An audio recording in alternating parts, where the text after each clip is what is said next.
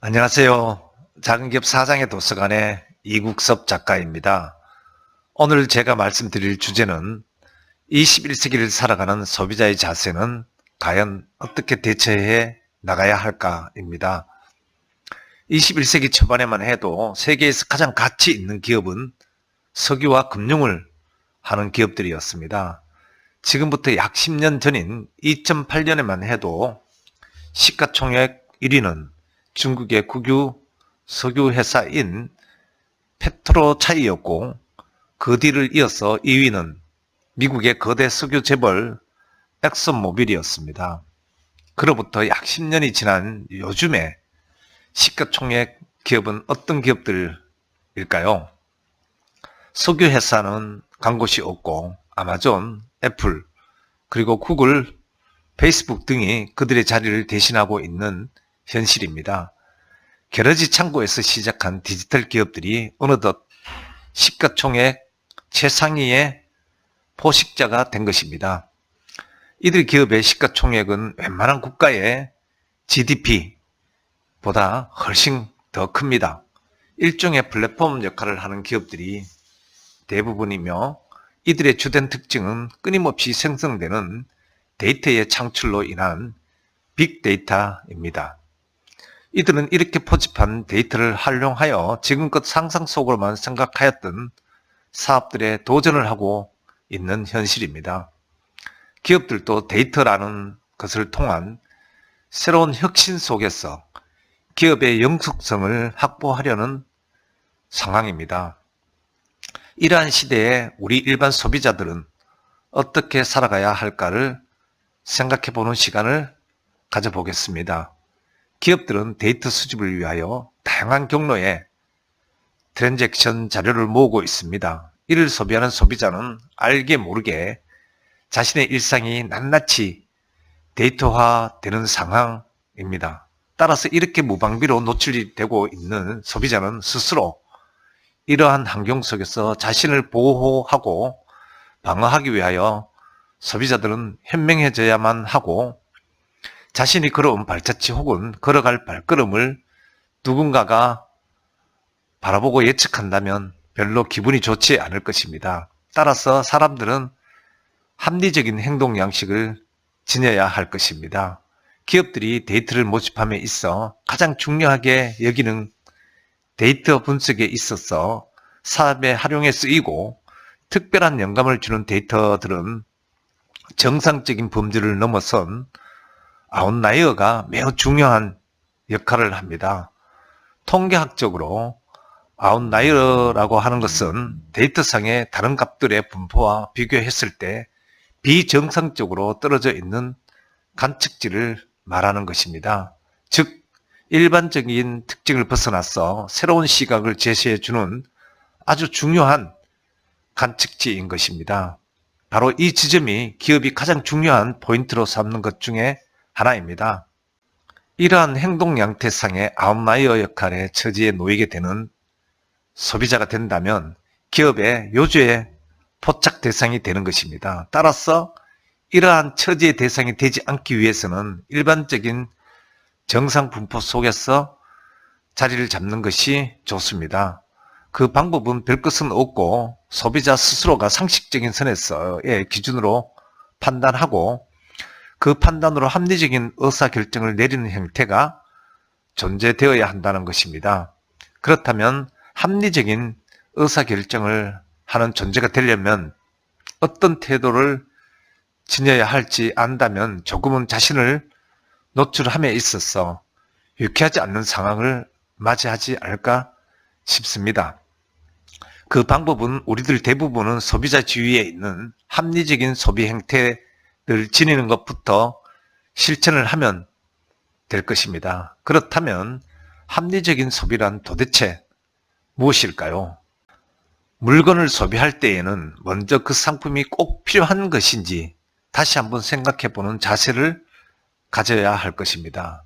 즉, 상품의 선택이라는 측면에서 스스로가 해당 상품을 선택하는 기준이 되어야 함을 의미합니다. 인터넷 쇼핑의 경우 몇 번의 클릭이면 어느덧 지갑은 얇아지는 상황이 초래될 것이고, 또 이런 경우에는 장바구니라는 기능을 활용하여서 선택할 물건들을 모아놓고 다음날 다시 새로운 쇼핑을 하는 가운데 이미 전날 선택한 물건과의 비교를 통하여 스스로가 선택한 물건의 필요성과 구매의 원칙에 대한 기준이 생성이 되는 것을 느끼고 감지하여서 최종 구매 의사결정을 하면 오류를 조금이라도 줄이는 방법이 되는 합리적인 소비에 가까워질 것입니다. 즉 모든 정보를 활용해서 가격과 품질 그리고 서비스 등을 비교하고 검토하여 물건을 사는 자세를 견지할 수 있게 된다는 것입니다. 또한 대금 지불 방법도 신용카드라든가 직불카드, 엠머니 등 다양한 방법도 비교 검토하여서 보다 유리한 결제 수단을 택한다면 이 또한 합리적인 소비자 행동 양식으로 활용이 될 수 있을 것입니다. 또한 합리적인 소비에 더하여 행동하는 소비자가 되는 자세도 확보를 하여야 합니다. 구매한 상품이나 서비스로 인한 피해를 본 상황이라면 소비자의 권리로서 배상 혹은 변상을 요구하는 자세도 필요한 것입니다. 더불어서 한 걸음 더 나아가 또 다른 선량한 피해자가 발생하지 않도록 알리는 일 또한 보다 적극적으로 개진하여야 합니다. 인터넷상에서의 정확한 의견 개진은 물론이고 SNS를 통한 의견 개진도 필요한 것입니다. 한편 스웨덴의 어린 소녀가 세상에 주목을 받았던 환경 문제도 행동하는 소비자라면 관심을 가져야 할 분야입니다. 환경을 걱정하지 않는 소비를 함으로써 인하여 우리가 살고 있는 지구의 환경 파괴라는 영역을 조금이라도 극복하기 위한 노력도 구현할 지혜도 반드시 필요한 자세입니다. 이러한 행동이야말로 소비자에게 되돌아올 수밖에 없는 환경 폐해로부터 우리 스스로를 보호하는 길이기에 더욱 그런 것입니다. 바로 이 모든 것을 배려하는 자세야말로 21세기를 살아가는 합리적인 소비자의 기본 자세가 아닐까 싶습니다. 또한 나 자신의 합리적인 소비자로서의 기본 생활 자세와 더불어서 인터넷이라는 공간 속에서 과거로부터 있어 왔고 학자들의 전유물로 치부되던 다양하고 심도 있는 정보들도 우리가 새로운 자세로 접근하여야 할 영역입니다. 넘쳐나는 정보와 끊임없이 생성되는 정보의 홍수 속에서 우리가 필요로 하고 있는 정제된 정보를 획득하는 작업이 녹록하지 않다는 사실은 누구나 잘 알고 있습니다. 일부 왜곡된 정보들로 인한 확증 편향적인 자세를 갖게 됨을 지극히 경계해야 할 것이고 이러한 확증 편향적 태도를 제한하기 위한 방법을 스스로가 지녀야 할 것입니다. 즉 넘쳐나는 정보의 홍수 속에서 왜곡된 정보를 걸러내기 위한 노력과 더불어 그에 걸맞는 능력을 갖추어야 함을 의미하는 것입니다. 따라서 필요로 하는 정보를 올바르게 획득하기 위해서는 정보를 객관화하고 이를 스스로의 가치관에 맞는 비판 능력과 의사결정 능력을 길러야 한다는 사실입니다. 지금의 시대는 모든 사람이 모든 정보를 거의 실시간으로 공유하게 되는 시대가 되었습니다. 그로 인하여 기존의 권위와 신뢰를 몽땅 부정하는 현상도 나타나고 있습니다. 대다수의 사람이 자신이 믿고 싶은 것만을 사실로 받아들이려는 경향이 매우 짙어져서 우려를 금할 수가 없지만 이러한 현상은 점점 더 가속화되어 갈 것입니다. 특히 조심하셔야 할 부분이라고 저는 생각이 듭니다. 인공지능과 알고리즘의 추천으로 자신의 믿음에 부합하는 가짜뉴스 혹은 왜곡된 정보만을 편식하다 보면 자신도 모르게 진실과 믿음이 헷갈리는 이상한 지경에 놓이게 될 것이기 때문입니다.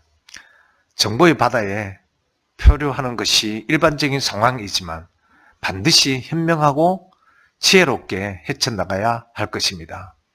바로 상식의 끈을 잡고 스스로가 비판 능력과 의사결정 능력을 배양하는 노력을 통해서 말입니다. 여러분의 견고하고 건전하고 건강한 비판 능력과 의사결정 능력을 기대하면서 오늘의 주제를 마치도록 하겠습니다. 다음 시간에 또 찾아뵙도록 하겠습니다. 고맙습니다.